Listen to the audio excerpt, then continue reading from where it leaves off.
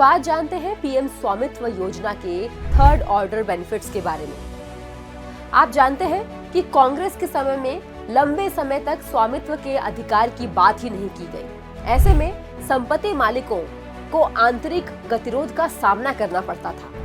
ऐसे में मोदी सरकार ने इस समस्या का समाधान निकालने के लिए पीएम स्वामित्व योजना की शुरुआत की। इसकी फर्स्ट ऑर्डर इम्पैक्ट में 2,40,000 गाँव का ड्रोन सर्वेक्षण पूरा किया गया और लगभग 75,000 के करीब संपत्ति कार्ड बनाए गए। इसके सेकेंड ऑर्डर इम्पैक्ट में 3 मुख्य बातें निकल कर आती हैं। भारत के ड्रोन क्षेत्र को मांग आधारित प्रोत्साहन प्राप्त हुआ। भूमि संबंधी विवादों में भारी कमी आई। ग्रामीण कानून और न्याय प्रणाली पर बना हुआ दबाव कम हुआ। वहीं इसका थर्ड ऑर्डर इम्पैक्ट देखें तो ये पता चलता है कि ड्रोन के प्रोत्साहन से तकनीकी क्षेत्र को बढ़ावा मिला है। भूमि संबंधी विवादों में कमी आने से कानून और न्याय प्रणाली अन्य मसलों पर ध्यान केंद्रित कर सकती है और अपनी भूमि का स्वामित्व अधिकार प्राप्त होने से ग्रामीणों के मन में आत्मविश्वास का भाव पैदा होता है। अब जरा पीएम जन धन योजना के 3 ऑर्डर बेनिफिट्स देखते हैं। ये देश के लिए बेहद शर्म की बात थी कि आजादी के 7 दशकों तक देश की एक बड़ी आबादी के पास बैंक खाते ही नहीं थे और कांग्रेस ने कभी इसकी जरूरत भी महसूस नहीं की। बस कह दिया कि सरकार 1 रुपया भेजे तो जनता तक केवल 15 पैसे ही पहुंचते हैं। लेकिन मोदी सरकार ने न सिर्फ इस समस्या का समाधान किया बल्कि इससे एक कदम और आगे बढ़कर देश को डिजिटल लेन देन के क्षेत्र में अव्वल बनाया।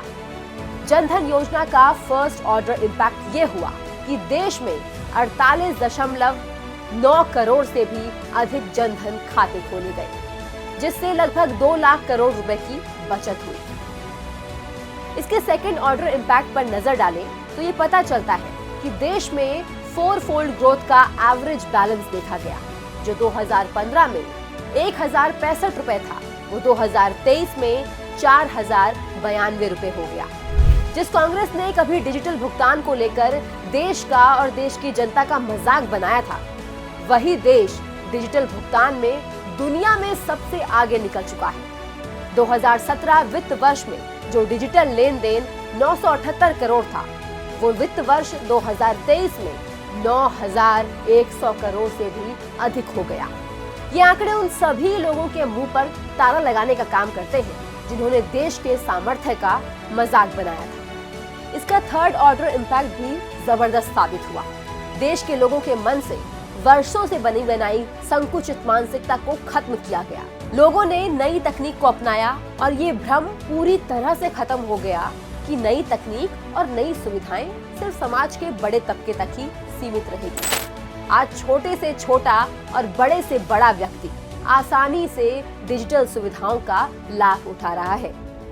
ये तो थी पीएम स्वामित्व और पीएम जनधन योजना के तहत आने वाले थर्ड ऑर्डर बेनिफिट्स।